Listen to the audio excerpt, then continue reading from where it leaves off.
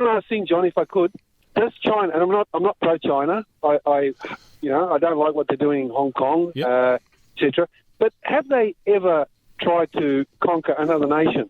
I don't think they have. I don't think they've ever done what, say, the Yanks have done, or the Russians, or the Italians. Have they ever tried to conquer another country? Have they ever been in another country by force?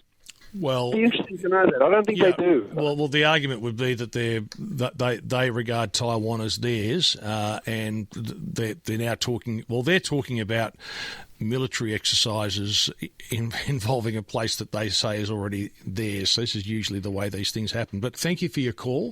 131873 is the number. I'll just make sure we get some of your text messages here. But look, a few people have mentioned Tibet. In fact, Benny's come in here on the line. Hello, Benny. Yeah, g'day, mate. This is to do with Tibet 1949. Yes. I mean, they definitely sent an army in there, and Tibet at the time was independent and had an embassy with the nationalist government.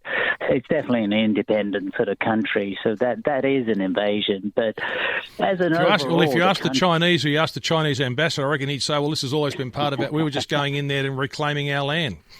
I'm just telling you, that's what they'd say.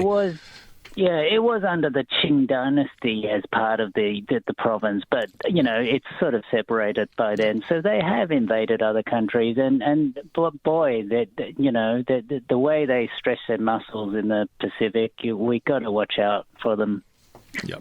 Look, I'm speaking as a Chinese guy.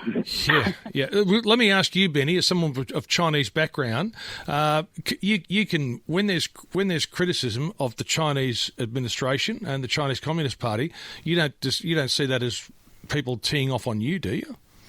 No, I totally agree with them. I think the Communist Party is nothing but the source of evil, probably more evil than Rupert Murdoch. And they're the source of suffering for millions and millions of Chinese people.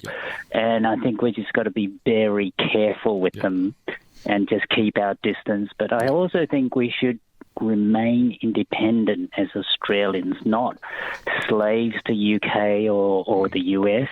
We have to be Aussies. Yeah, 100%. And we can be strong like Kiwis. Good on you, Terry. Good on you, Benny. Thank you very much for that. I'll go back to Terry now. Look, also, we're doing our caravan and camping segment the next hour.